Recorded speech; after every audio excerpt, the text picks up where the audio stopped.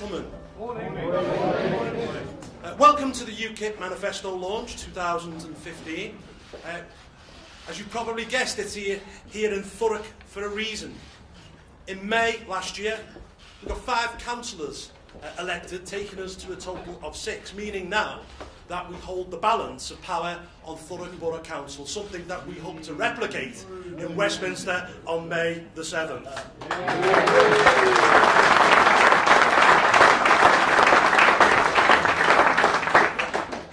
Of course, we're very strong here in Thurrock. We have an excellent candidate in Tim Aker. We're the favourite with the bookies.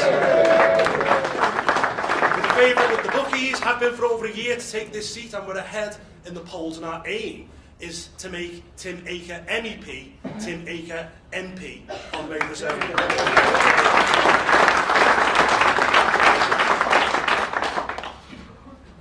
Now, the first person I want to introduce here today is a man who is changing the face of British politics. He is connecting with people from north to south, east to west, crossing the class divide. He is recognised as the best communicator in British politics today. He is the head of the People's Army. It is the leader of UKIP, Nigel Farage.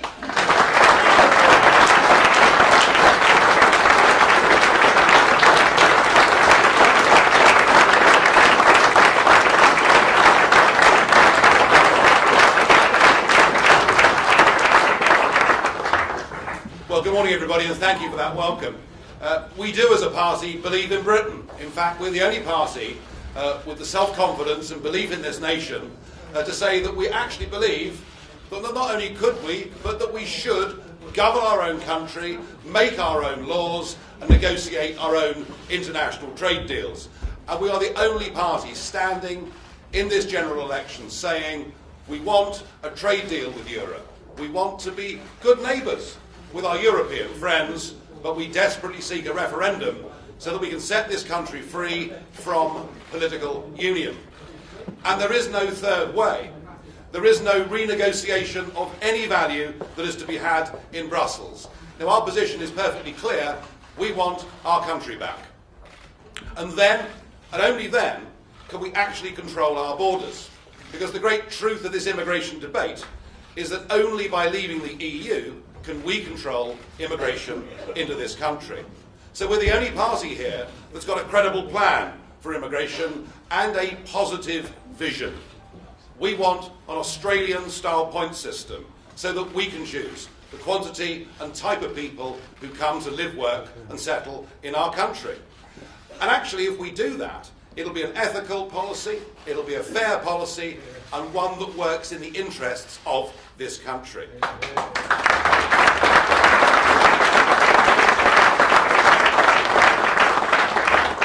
So we simply won't allow foreign criminals to come into this country. And all migrants that come to Britain will have to have their own health insurance. And nobody will be able to access the benefit system until they've been in Britain for 5 years, paid their taxes, and obeyed the law. Something, of course, that is, again, only possible outside membership of the European Union. And we recognise that that big reduction in numbers will take huge pressure off our primary schools, of our accident and emergency hospital services, of our GPs, and indeed, increasingly, of our housing crisis.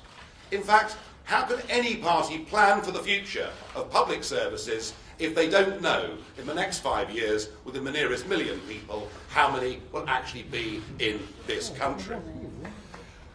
This manifesto is entitled Believe in Britain, but it equally could have been entitled, slightly longer, Believe in the British people, because we do. But what we've seen is a country in which the rich have got richer and the poor have got poorer. We see our politics now increasingly dominated by the giant corporate business interests, to the huge disadvantage of the 5 million men and women that run their own small businesses in this country. Ordinary people have been left behind, and they've simply got nobody to speak for them. Well, UKIP has a plan. We genuinely want to make working people better off, and we will do that by leading the charge and making the argument for a low-tax revolution. We genuinely want to make work pay. We want people to have incentives to do better. And we believe that that will unleash a kind of economic dynamism that has not been seen in this country for a very long time. So yes, we're still campaigning for no tax on the minimum wage up to earnings of £13,000 a year. We want to raise the threshold at which people start paying 40p tax to £55,000 a year. We want to introduce a new 30p tax band for those earning between £45,000 and £55,000 a year. And of course, we want to remove inheritance tax, which is now one of the biggest barriers to young people getting on to the housing ladder. We've campaigned for all of these things for many years. I have to say we're quite flattered that some of the other parties appear now to be copying some of these. What I'm proposing today is a big tax giveaway. It represents a tax giveaway of £18 billion. And we do take the optimistic view, based on what we've seen before in history, that this will lead to some real dynamic growth in the British economy. But we're not banking on it. And no doubt you'll ask the question, well, how are you going to pay for it? In fact, many of the journalists have been asking this at the other press conferences and manifesto launches this week, to which I couldn't see any credible answer at all. What we have done here is to produce a fully costed manifesto, where our spending and saving commitments have been verified by the independent think tank, the CEBR. I believe what we've done with this document is to set a new gold standard for how manifestos in this country should be produced, and at the moment, nobody else can match it. We have pragmatic plans to put forward savings, which by the end of the next Parliament would amount to £32 billion a year. We do that by radically cutting the foreign aid budget. We do it by ending EU contributions, which are wholly unnecessary to us doing trade. We do it by scrapping vanity projects such as HS2. And we do it by revisiting the Barnett formula, despite the fact the other three parties are sworn to maintain it. We do it by revisiting and changing the Barnett formula to give Wales and England a better and fairer deal.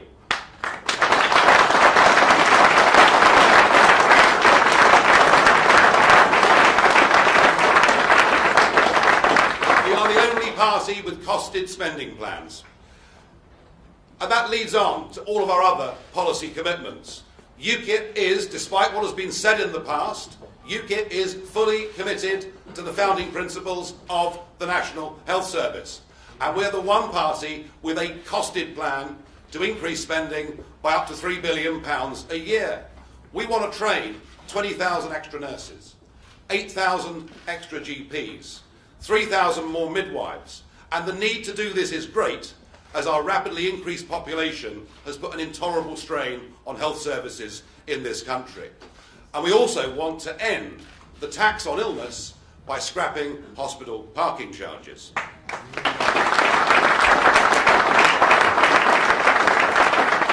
And we understand the genuine housing crisis that is there in this country.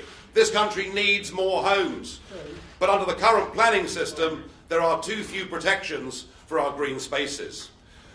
We shock many people when we tell them that this country needs to build one new house every 7 minutes just to cope with current immigration levels into Britain. A radical reduction on immigration will certainly help the housing crisis. But what we're also offering is a well-thought-through, planned, brownfield building revolution that would give us 1 million new homes by 2020. The missing component of this election campaign has been an absence of debate about foreign affairs and a very reluctant debate from many others about defence. Perhaps they're just too embarrassed by their past track record. Perhaps Afghanistan and Iraq and Libya weigh too heavily. And perhaps many of them don't want the public to be reminded that we were within a whisker of getting involved in Libya. UKIP will continue, as we have done in the past, to urge caution and to urge restraint before we go to war. But we also recognise we're living in a very unstable world in which there are genuine threats. And we think the political class have got it completely wrong about defence. We think defence does matter. We think it's there in the hearts of the British people. And we will commit, again, fully costed, to spending the 2% that is required by NATO. We will spend 2% on our defence spending initially, but would look to increase it substantially after that. It makes no sense to us to be cutting defence at the very same time that we're ramping up the foreign aid budget. And we also feel that the government needs to honour the military covenant. In a sense, our word should be our bond with the men and women that serve this country. And that is why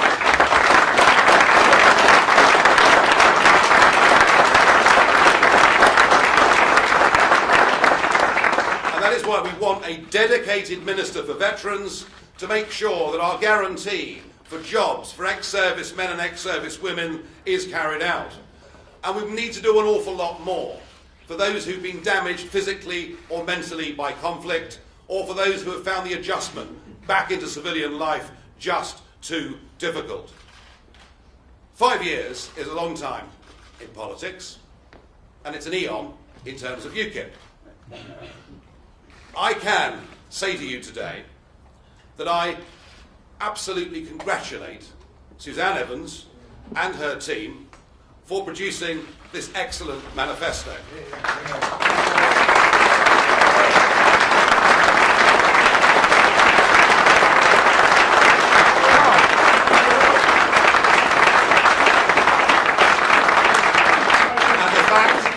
And the fact that she has done it with all of our costings independently verified and backs up says much about her professionalism. I have no doubt at all that any questions you have to ask me over the course of the next 5 years about this manifesto will get a different answer to the one from 2010. And I welcome to the platform Suzanne Evans.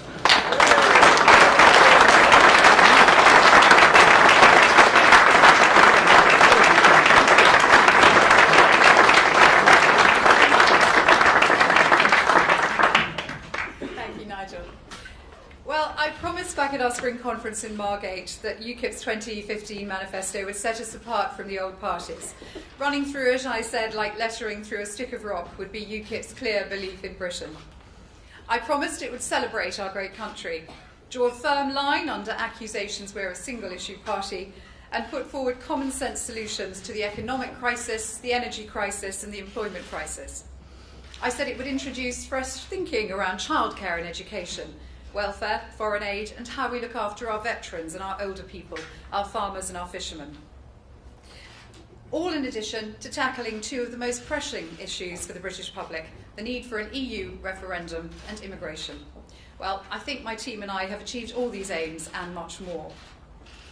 I think it's a great shame that the other parties don't share UKIP's positive vision for Britain as a proud, sovereign nation, a country respected on the world stage, a major player in global trade with influence and authority when it comes to tackling the pressing international issues of the day. UKIP is optimistic about Britain's future outside the EU. And today, our manifesto sets out clearly how we will, beyond a shadow of doubt, continue to trade with the EU and enjoy good relationships with EU member countries after Brexit.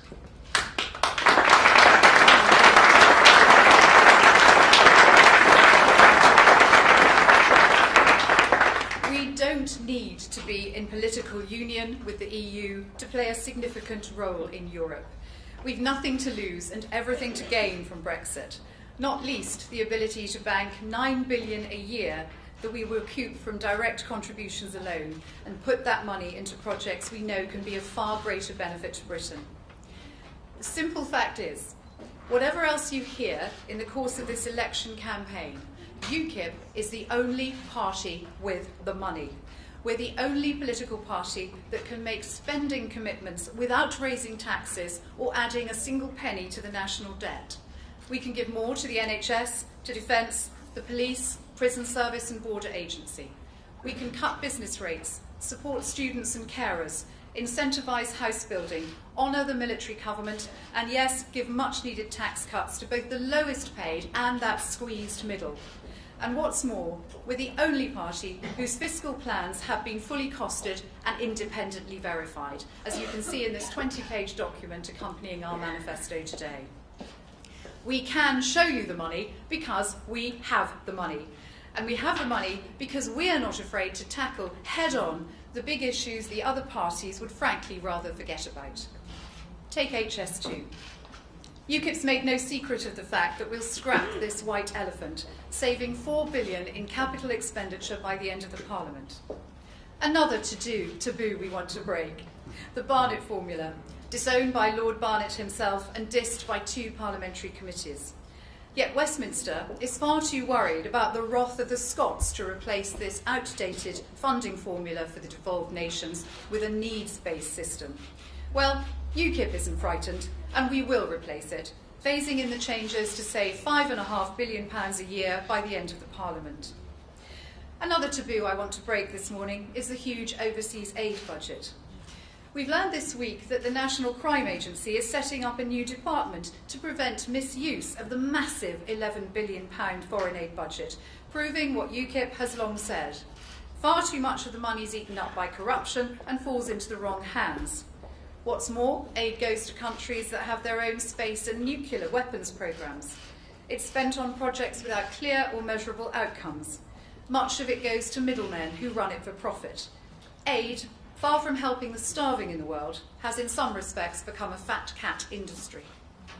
We'll cut the overseas aid budget to 0.2% of GNI. That's the same as the United States. This still leaves us a substantial £4 billion to meet our international responsibilities, more than given by Spain and Italy combined. We'll prioritise emergency relief, clean water and sanitation programmes, and initiatives that provide healthcare and inoculation against preventable diseases. In other words, the kind of projects the British taxpayer expects and wants to see their hard-earned cash spent on. UKIP also believes the cost of government can be cut dramatically without any noticeable effect on performance. In the summer of 1940, when Britain was facing its greatest crisis in history at the outset of the Second World War, the government had 9 cabinet ministers. Now we have 22 secretaries of state, and I think it's at least 87 ministers or parliamentary under-secretaries of state. The Department for International Development, the Department for Energy and Climate Change, the Department for Culture, Media and Sport. These are all departments we believe we could merge into others.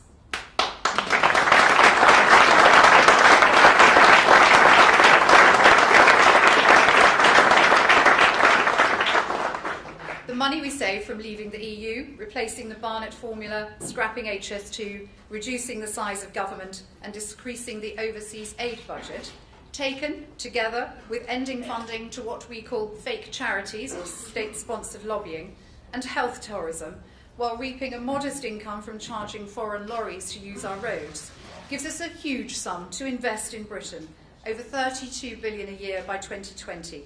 And again, as I've already said, this is fully costed, independently verified, and without a penny to the national debt or raising taxes.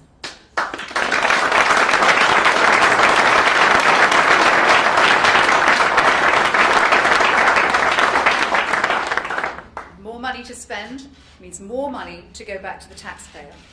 We'll take everyone out of minimum wage, out of tax, and raise the personal allowance to £13,000 a year at least. That's higher than any other party is pledging.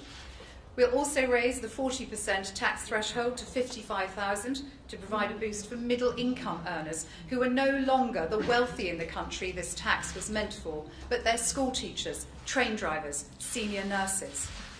And as Nigel said, we'll give even more help to the squeezed middle by introducing a new mid-rate of tax set at just 30% for those earning between £45,300 and £55,000 a year. UKIP is proud to put money back in your pocket. Couples will get a boost for our plans to raise the transferable tax allowance to £1,500. And we'll help families who want to leave their treasured possessions to their children by abolishing inheritance tax completely.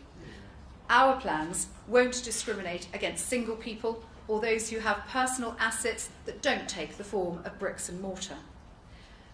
The money only UKIP can find will also make a significant contribution to tackling a growing scandal in our country, the appalling way in which many of our vulnerable elderly people are treated. According to Age UK, there are now nearly 1 million people between the ages of 65 and 89 who have social care needs that aren't being met. UKIP will reverse the Coalition's cuts to social care by spending an additional £1.2 billion every year by the end of the next Parliament, and making services more efficient by bringing the NHS and social care together. This is another common-sense solution that will have a knock-on effect of helping solve the problem of 1 million hospital bed days lost every year because patients can't be discharged if they don't have enough help at home. The NHS itself, we've already said UKIP will fund 20,000 new nurses, 8,000 new doctors and 3,000 new midwives. We'll put a GP into every A&E, improve mental health services and scrap those hated hospital parking charges. And today, I want to talk about a new health pledge in our manifesto. We will build a dedicated, fully staffed, fully equipped military hospital.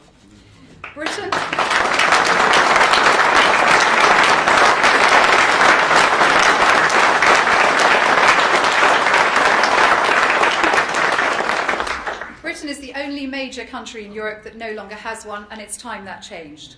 Our armed forces must have access to expert care, and our new 500-bed military hospital with accommodation for 150 family and friends on site will meet the specific needs of serving forces, personnel and veterans. Looking after our armed forces is a priority for UKIP, and we feel especially strongly about the need to support veterans. For those who are facing homelessness, we will open 8 halfway house hostels over the next 5 years, as well as build 500 affordable rent homes every year for ex-forces personnel. These measures will go a long way towards compensating our brave armed forces who have been so badly let down over the course of the last government.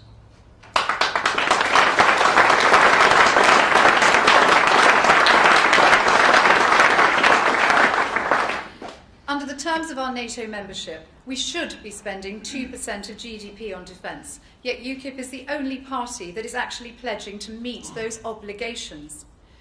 We'll phase in our increased defence spending, providing an additional £4 billion a year by 2020 to return funding for our armed forces to the level it reached before the Coalition made such deep and damaging cuts. UKIP will rebuild our armed forces and restore them to their rightful place among the most professional, flexible and effective fighting force in the world, able to meet the security demands of the modern era. Our spending plans also mean we can make sure armed forces on active service overseas do not pay any income tax.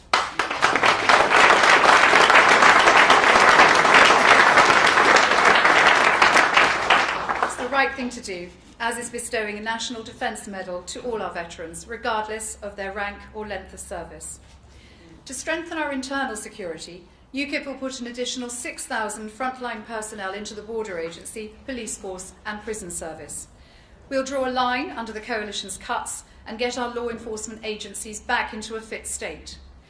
We'll give former servicemen and women first call on these jobs. So not only will UKIP secure our borders, put more police on the streets and deliver safer prisons, we will fully honour the military covenant too.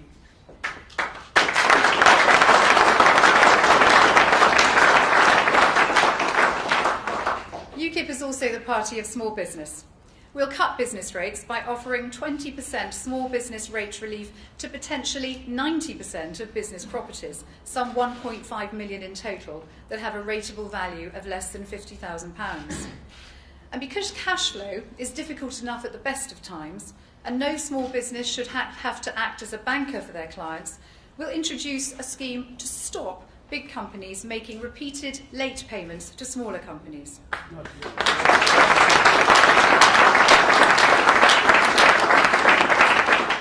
When payments haven't been made, we'll allow small companies to provide evidence of repeated late payments to HM Revenue and Customs in the strictest confidence. HMRC will then carry out an inspection of the big company's records. If they're found to be systematically exceeding their contractual terms of payments, they'll be fined. Fines will escalate for repeat offenders and be noted in the offending company's statutory accounts. I think that will solve the problem.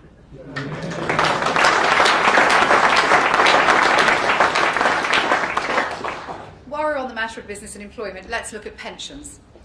When you've looked forward to your retirement, sudden changes to the state pension age can wreck your plans. UKIP will ease the pain caused by recent changes by introducing a flexible state pension window. In the same way that you can currently delay taking your state pension in exchange for a slightly higher amount, we'll give pensioners the option to take their pension slightly earlier for a lower amount, from the age of 65. Our proposals will especially help women who've borne the brunt of recent changes. And we will, of course, continue all pensioner benefits, such as free bus passes and TV licences, the winter fuel allowance, free prescriptions and so on, without means testing.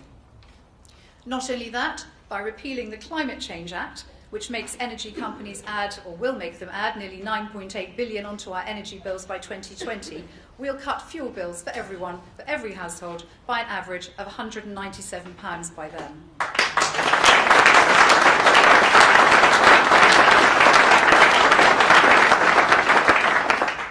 And because it's discrimination, to put it frankly, we'll also make the way you pay your bills fairer by stopping energy companies charging extra for customers who use prepayment meters or prefer to pay quarterly paper bills.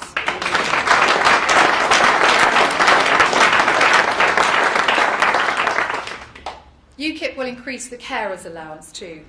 Millions give up work or work reduced hours to look after elderly or disabled relatives. They deserve, at the very least, to be paid the same amount as job seekers. So we'll raise the carers allowance from £62.10 per week to £73.10 a week, the higher rate of job seekers allowance, and put an extra £572 a year in their pockets.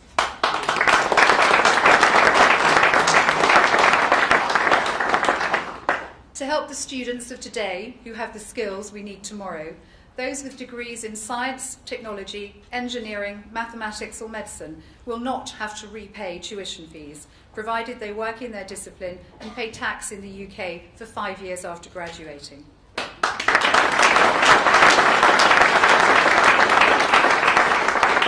To increase much needed housing stock, UKIP will offer developers grants of up to £10,000 per unit to build on brownfield sites if land needs essential remediation work to make it fit for building on. And by exempting properties built on brownfield from stamp duty on first sale up to the £250,000 threshold, we'll keep our greenfields green, protect our countryside, and incentivise the building of 1 million new homes by 2025. Now, because UKIP believes in helping the most vulnerable in society, we'll put 800 advisors into 800 food banks. This means those who are struggling can get help for other problems they may have, such as debt, family breakdown, addiction, or to get support if they need legal or employment advice. UKIP is determined to prevent those who've already fallen on hard times from slipping any further. Under our plans, there'll be no bedroom tax, and no threats to housing benefit from the under 25s, and we'll scrap ATOS-style work capability assessments. While UKIP will not condone the benefits lifestyle, and we will support a lower cap on benefits, we will not join any race to the bottom on welfare cuts.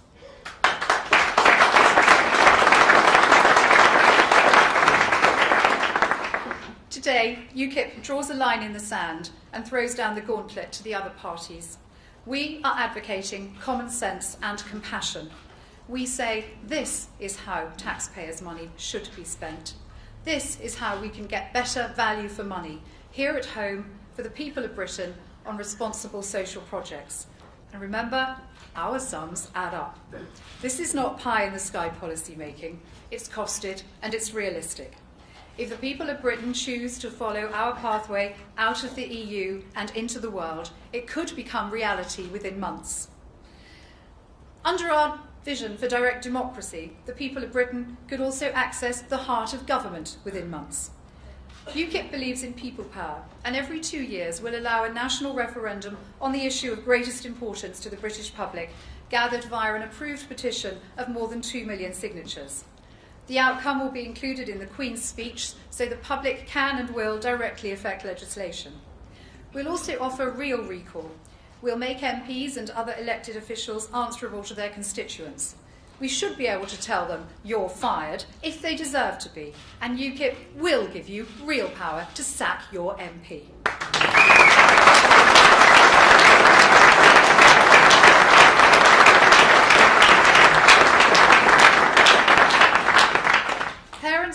UKIP will have far more choice over where to send their children to school.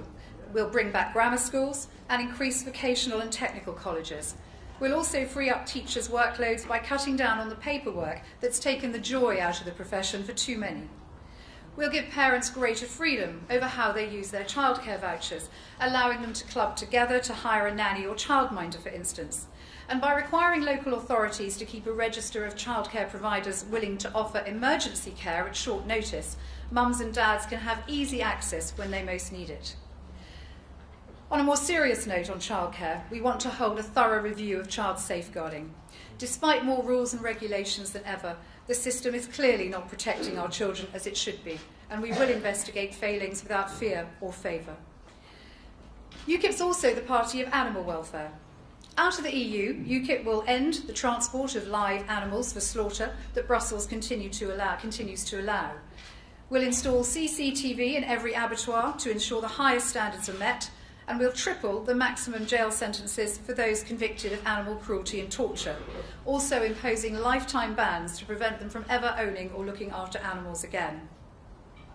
Now, I think I've already covered quite a lot of ground for a single-issue party.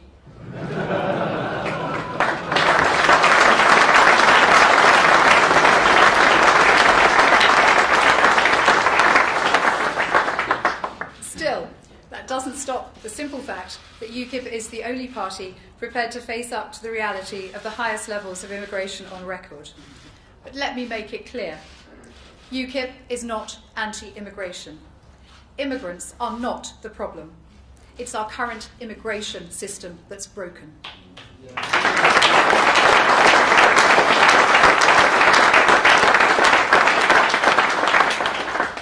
UKIP will welcome immigrants from across the globe, including EU member states. We will never pull up the drawbridge, as has been suggested. We'll simply start to control who walks over it, as nearly 200 other countries already do worldwide.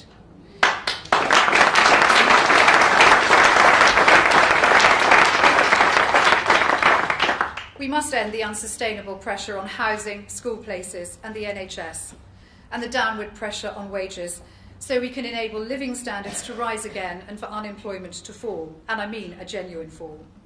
A 5-year moratorium on immigration for unskilled workers will cut it by 150,000 and get young British workers back into work. New migrants will not be able to access benefits or non-urgent NHS treatment until they pay tax and national insurance for 5 years in Britain. That alone will act as a disincentive. There will be no amnesty for illegal immigrants, and we will not let foreign criminals enter or remain in Britain.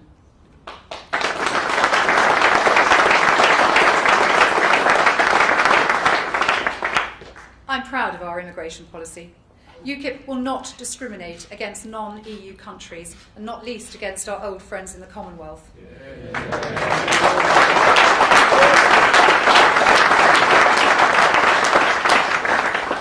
We won't make it harder for an Indian engineer or a scientist from Namibia to enter Britain than an unskilled labourer from the Czech Republic, as our current government has done. But we can only control immigration by leaving the European Union, and that means voting UKIP. Without UKIP MPs in the House of Commons to hold the old party's feet to the fire and make them keep their promises or change their intransience, you will never, never get an in-out EU referendum. How many times have we already been promised one? By Tory, by Labour, and yes, even the Lib Dems. How many times have they gone back on their word? Without UKIP MPs, they will backslide again. So not only if you want an EU referendum do you need to put your faith in UKIP. I hope today's manifesto will make you want to put your faith in UKIP, because we've produced our independently audited common sense manifesto that believes in Britain and puts the people of Britain first. Finally,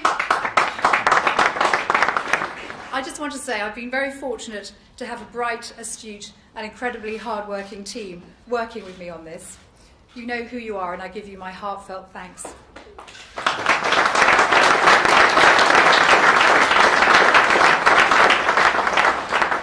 Thank you for bringing this manifesto to fruition with me, and thank you for allowing me to share UKIP's vision of Britain's true potential.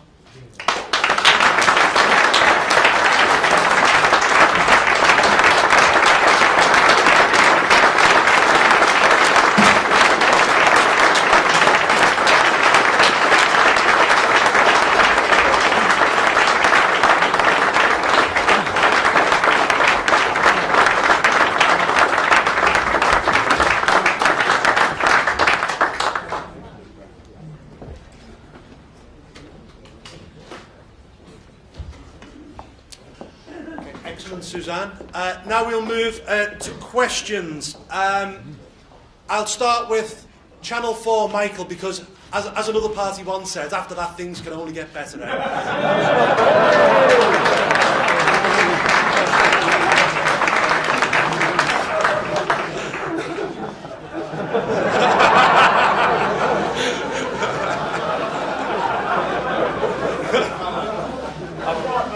I've run out of questions.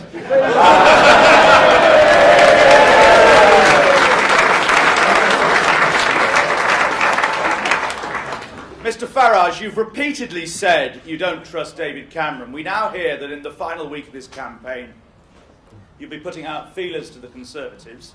Will it be a red line of yours that the Conservatives get rid of David Cameron before you're willing to support a Conservative government's Queen's speech? Well, if I was a Conservative, I would want to get rid of David Cameron, certainly. Now that does strike me as being a really rather good idea. You never know, next time round they might even choose a chap who's Conservative. It's quite possible.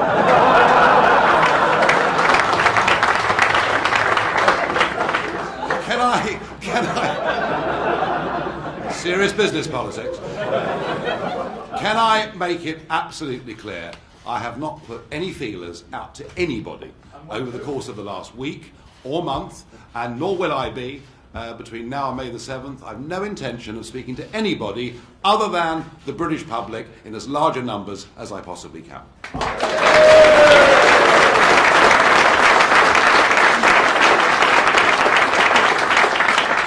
James, BBC. Mr. Farage, you called your last manifesto drivel. You appear to make policy up on the hoof. Why should voters trust this document? And secondly, if I may, what's the most important policy in this document that you would demand in return for UKIP support for a minority government?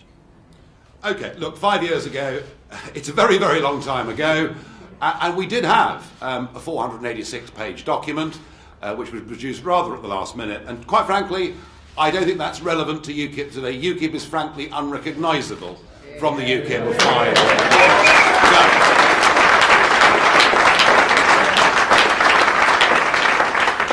I genuinely believe that what has been produced here is a first-class piece of work, which I've read, absorbed, and understood. Which, it was quite difficult last time round to do that.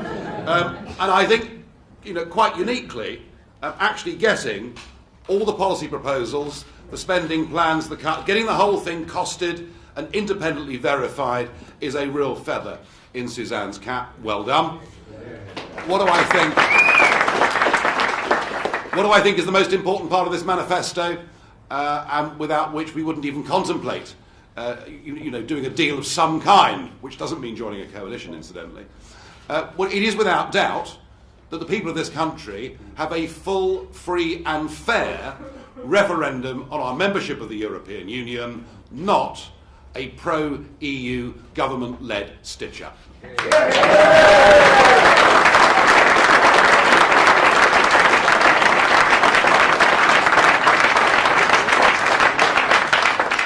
OK, that was the second question, so that's one more question than was asked at the Lib Dem launch this morning.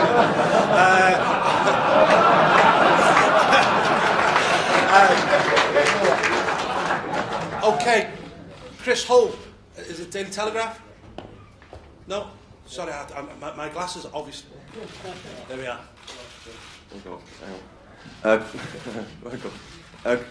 Chris Hope, Telegraph. Nigel, you say you've read the document fully. Are you happy that the only blackface in the document is on the overseas aid page? And secondly, can I ask you...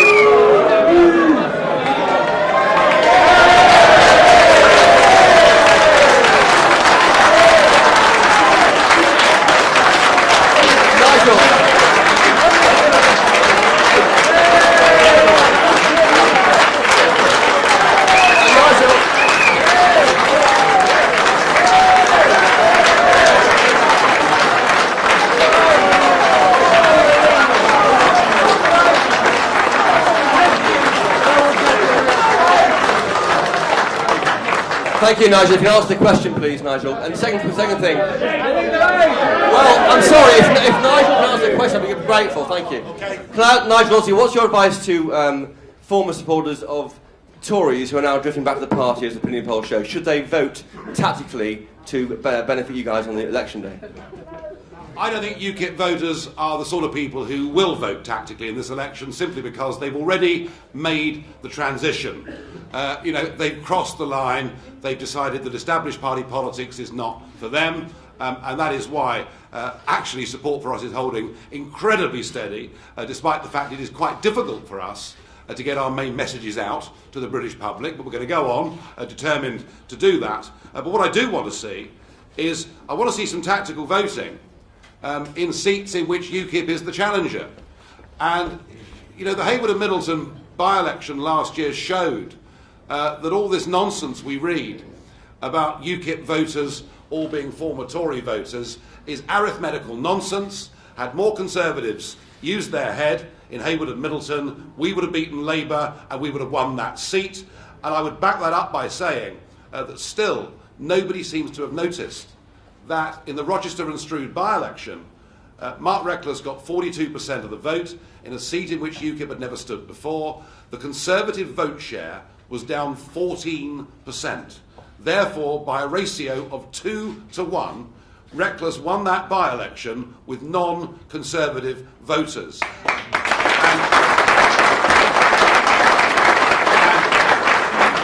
And the key to how well UKIP does on May the 7th is actually very simple. Yes, we attract former Conservatives. Yes, we attract former, particularly old Labour. Yes, we attract some Liberal Democrats. But the absolute key is this. A significant percentage of the UKIP vote in that Rochester and Stroud by-election, and certainly what I've been picking up on doorsteps of our potential vote this time round, comes from people who did not vote in 2010.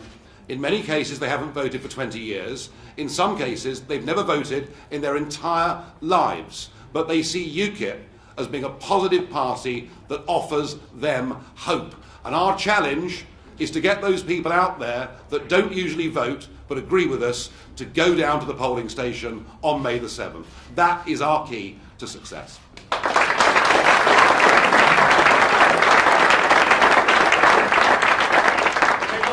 Laura, ITN. Newsnight these days, Paul, but thank you very much for crediting my former colleagues. Mr Farage, you are being squeezed in the polls, and squeezed very hard. Is the People's Army deserting before the battle? You predicted you would win more than 3 or 4 seats. Do you stand by that? And if you don't, will you have failed? And if I may, you've denied very firmly this morning that you've been putting out feelers to the Conservative Party. A couple of weeks ago, you told Newsnight you were having informal conversations all the time. If they're not feelers, what are they? Right, yes and yes. And to your last question, we have discussions with people who are in all the other political parties. Yes, of course that goes on. Have I formally, and that's the difference, isn't it? What was being said in one of the newspapers this morning was that formally we've been trying to have, had been having conversations, and that has not happened, and it won't be happening. But you don't deny you are still having informal conversations about potentially working with Conservatives. Well, if I meet people in a social environment, I'm a very gregarious cove, and I generally speak to them.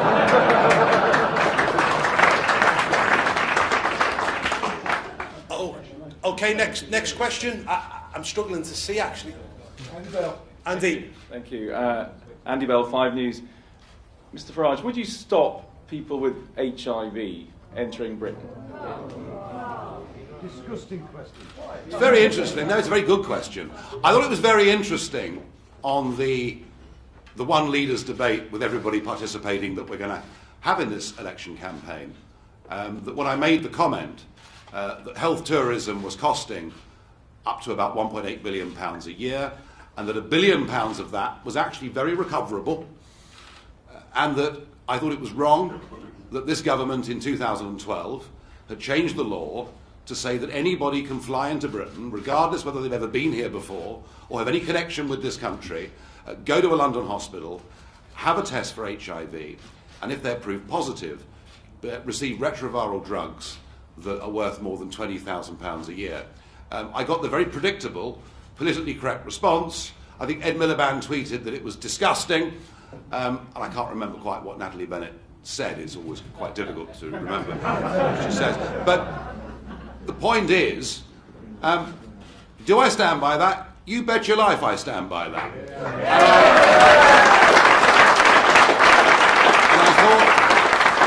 I thought the comments of the Education Secretary, Nicky Morgan, were particularly appropriate. She said that she found my comments stomach-churning. Well, my answer to Nicky Morgan and our politically correct career, professional, political class is this. I find it stomach-churning that we refuse people in their 80s drugs for breast treatment and prostrate treatment when we're prepared to spend up to £1 billion a year on health tourists from all over the world. It is time we put the British people first, and I'm confident the vast majority of British people agree with me.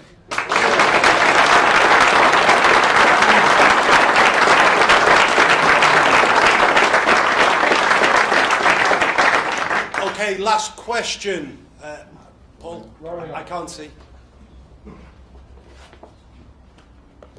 Rowena Mason from The Guardian. You've previously said that on immigration, caps and targets aren't necessary at all, but now you've come back and got a cap of 50,000 for skilled immigrants in your manifesto. Why have you changed your mind on this in just a few weeks? Fine. No, thank you.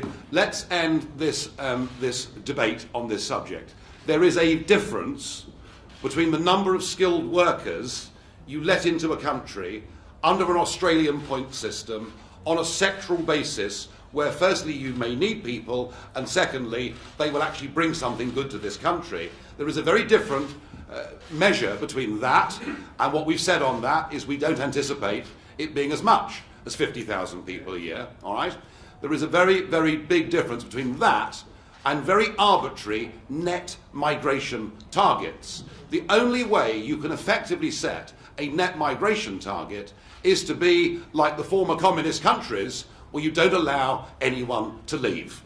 Because if you don't do that, it is actually impossible to have any net migration figure. So what we have said is up to 50,000 skilled workers who will pass all of the right tests using the Australian-style point system will be welcome to come into Britain every year. We won't set an arbitrary cap, but we will aim to bring immigration in this country back to normality, back to that figure that it ran from, in fact, up until 1998, when Mandelson and Blair and the others decided they'd send out search parties to find as many people as possible to come to Britain. But up until 1998, you know, we had between 20 and 50, perhaps an average of 30,000 people a year net coming to Britain. Actually, UKIP is not offering anything radical on immigration at all, far from it. What UKIP wants to do is to be like nearly 200 countries around the world. We want to be a normal country with a sensible level of net migration, which will lead to immigration ceasing to be a big issue in British politics and greater integration within our communities and our society.